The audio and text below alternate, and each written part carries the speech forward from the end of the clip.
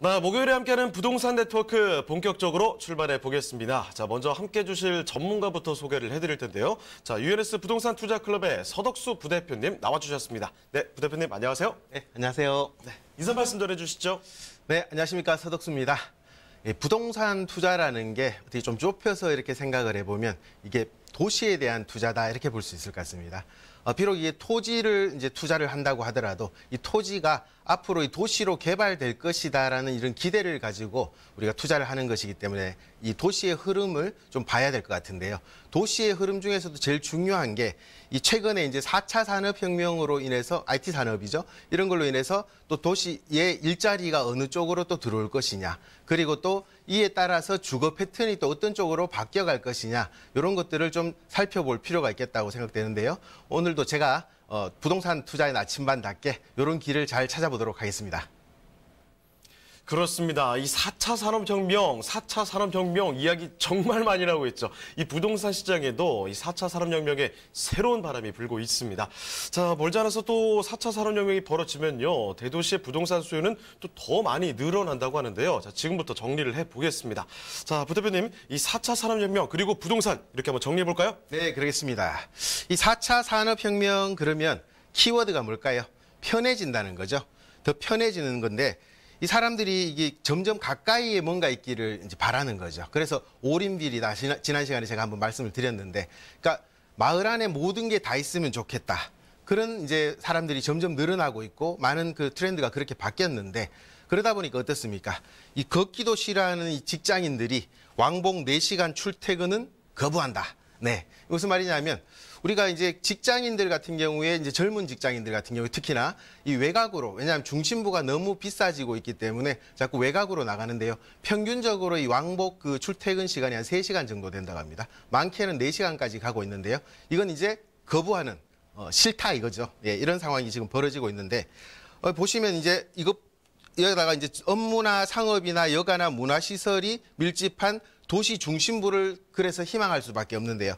업무 당연하죠. 직장이 가까이에 있어야 되겠다 이런 거고요. 그다음에 상업 같은 경우에 더 그렇습니다. 편세권 그러죠. 편의점이 가까이 있어야 되고 그다음에 뭐 역세권은 말할 것도 없고요. 그다음에 뭐 몰세권 다양하게 있습니다. 심지어 올리브영이 가까워야 된다. 올세권까지 있는 이런 상황이 되고요. 그래서 여가 같은 경우에도 우리가 젊은 분들 특히 퇴근하고 난 다음에 여가를 즐긴다. 뭘 배우거나 아니면 운동을 좀 하거나 이런 것들도 또 가까이 있어야지 되겠다 이런 거죠. 그리고 이 문화시설 직장이 끝나고 난 뒤에 일이 끝나고 난 다음에 내가 뭐 공연을 보러 간다거나 영화를 본다거나 이런 것들도 사실은 집이 가까이 있어야 되는 건데요. 그게 이제 그 워라밸이라고 하죠. 일과 그리고 일과 그 휴가 쉬는 것이 이 라이프가 이 밸런스를 맞춰야 되겠다 이런 거죠. 그래서 좀 더 이런 것들이 가까이에서 업무나 상업이나 여가나 이런 것들이 다 가까이 있는 중심부가 희망되어지고 있다. 많은 사람들이 원한다 이런 거고요. 그다음에 주거 트렌드를 좀 보면 이 레지던스나 서비스 아파트 등이 이제 트렌드가 새롭게 보이는데요. 뭐냐면 레지던스 같은 경우는 이제 아시다시피 이제 그 호텔 같은 거죠. 내가 살고 있는데 뭐 밥도 다 해주고 다 이런 겁니다. 그 다음에 서비스 아파트는 이제 요 레지던스보다 한 단계 아래 정도라고 보시면 되는데 아파트에 살고 있는데 청소도 해주고 빨래도 해주고 이런 것들 원하는 이런 모양인데요. 예를 들면 그 뉴욕이나 뭐 도쿄나 아니면 런던이나 이런 메가시티들 같은 경우에는 단기 임대 시장이 이렇게 많이 발달을 하고 있는데 비록 우리나라는 지금 전세라는 이제 특이한 제도 때문에 이런 좀 장기 임대 시장이 활성화되어 있는 상황이지만 이런 이제 우리 도시가 점점 이렇게 발전해 나가고 바뀌어감에 따라서 이런 단기 임대 시장이 활성화될 거라는 이런 예측도 해볼 수 있는 이런 상황이라고 보시면 되겠고요. 그리고 이제 도시 전체의 10년, 20년을 바라보는 미래에 투자를 해야 된다. 도시에 투자를 한다는 것은 이제 도시가 하루아침에 확 바뀌는 건 아니지 않습니까? 계획을 가지고 10년이나 20년 이렇게 보고 개발이 되어 나가는 거기 때문에 이렇게 길게 보고 투자를 해야 되는데요. 이게 도시의 성공은 인재를 모으고 또 자본을 집중시키는 능력이다. 이게 이제 도시의 승리라는 책을 쓴 이제 에드워드 글레이저라는 하버드대 경제학과 교수님이 하신 말씀인데요. 제가 한 말이 아니고 이게 이제 도시를 성공시키려면 인재가 모여들고 또 그리고 자본이 집중을 할 수 있는 이런 능력이 필요하다는 건데요. 이 예로 젊은 인재가 4차 산업을 주도하고 하는데 그렇기 위해서는 또 대도심이 적합하다. 이 3T 이론이라는 게 있습니다. 먼저 이 탈러런스, 포용성이죠. 포용성이 있으면, 포용성이 있으려면 도시가 커야 된다는 거죠.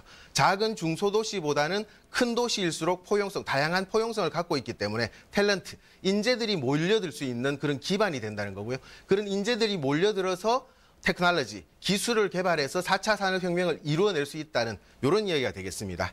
그래서 이 4차 산업혁명은 서울 중심부의 도심의 가치를 더 높일 거라고 이렇게 말씀을 드릴 수가 있는데, 도심은 그럼 어디냐? 일반적으로 다 아시는 그런 곳들입니다. 서울의 3대도심이라든가 강남이라든가 이런 것들이 더 이제 가치를 높일 수 있는 이런 상황이 된다는 건데요.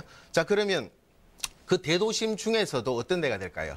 물론 이제 상업지역이라든가 아니면 준주거지역 아니면 제3종 일반 주거지역처럼 이렇게 이 활용 가치가 높은 이런 토지들이 더 이제 각광을 받을 수 있다. 이렇게 말씀을 드릴 수 있겠습니다. 그러면 이제 서울 안에서 전국을 다 말씀드릴 수는 없고 가장 대표적이고 집중화되어 있는 서울 안에서 이 4차 산업혁명을 주도할 수 있는 업종과 그 입지는 어딘가 좀 구체적으로 살펴보겠습니다. 이 4차 산업혁명 하면 제일 먼저 떠오르는 게 이 IT죠. IT 하면 지식산업센터다 이렇게 보실 수가 있겠습니다. 지식산업센터에는 이제 주로 많이 몰려 있는 곳이 우리가 2015년에 그 준공업지역 활성화 이런 조례에 의해서 중공업 지역들이 지식산업센터들이 많이 들어오고 있는데요. 대표적인 곳이 서울의 3대도심 중에 하나인 이 영등포가 되겠습니다. 가보시면 곳곳에 지식산업센터들이 빵빵 들어오고 있는 걸 보실 수가 있고요. 성수동 같은 경우에도 마찬가지죠. 한강변에 접해 있으면서 또 강남권하고도 가까운 이런 지역이 되겠는데 여기에도 중공업 지역이다 보니까 이제 지식산업센터들이 많이 들어오고 있습니다. 지금도 벌써 많은 기업들이 들어와 있고 앞으로도 계속 들어오고 있는 중이죠. 문정동도 마찬가지라고 볼 수 있겠습니다. 자, 그 다음에 또 이 IT 산업 그리고 이 4차 산업을 일으킬 수 있는 가장 근간이 되는 게 뭘까요? R&D죠. 연구 개발을 해야지 또 이게 또 발전할 수 있는 거니까 이 R&D 센터들이 몰려 있는 곳이 있습니다. 바로 마곡지구가 이제 대표적인 게 될 수 있겠고요. 그 다음에 양재동 R&CD 특구 그리고 이제 중곡동 이건 뭐냐면 여기는 지금 의료복합단지가 들어오고 있습니다. 그래서 의료 바이오 쪽도 사실은 이 새로운 신기술이고 이 4차 산업혁명의 한 축이라고 볼 수 있는데 중곡동도 그런 부분에 속한다. 이렇게 말씀드릴 수 있겠습니다. 그리고 마지막으로는 이제 첨단 업무단지가 되겠는데요. 이거 약간 포괄적인 개념이라고 보시면 되겠습니다. 잠실 같은 경우에 마이스 산업도 이런 새로운 첨단 업무단지에 속한다고 보시면 되겠는데요. 이런 것들을 어떤 컨벤션이나 이런 걸 통해 가지고 이런 기술들을 융합하고 그다음에 또 새로운 먹거리를 만들어내는 곳이라고 볼 수 있기 때문에 그런데요. 잠실 같은 경우에 국제교류 복합지구가 잠실 종합운동장 재건축을 통해서 만들어지고 거기에 지금 그 마이스 산업이 육성되는 근간이 되는 시설들이 들어온다고 하죠. 게다가 이제 마곡 같은 경우에도 특별계획구역에 땅값만 1조 원을 주고 샀다고 합니다. 거기에다가 지금 다 들어오고 있는 그런 상황이고요. 여의도 같은 경우에는 이게 이제 금융산업의 우리나라의 중심지가 되겠습니다. 여기에다가 테크놀로지를 융합한 핀테크 중심지로 이제 키우겠다 이런 모양 보여주고 있고요. 그다음 강동 같은 경우에도 말할 것도 없이 여기 첨단 업무 단지라든가 아니면 그 고덕 비즈밸리 같이 상업하고도 연결되어 있는 이런 부분들 보실 수 있겠습니다. 그래서 결국은 이제 4차 산업이 육성되고 이쪽에 또 직장이 들어오면서 또 주거들이 이쪽에 변해가는 이런 쪽에 우리가 투자를 하면 반드시 성공할 수 있겠다. 이렇게 말씀드리겠습니다.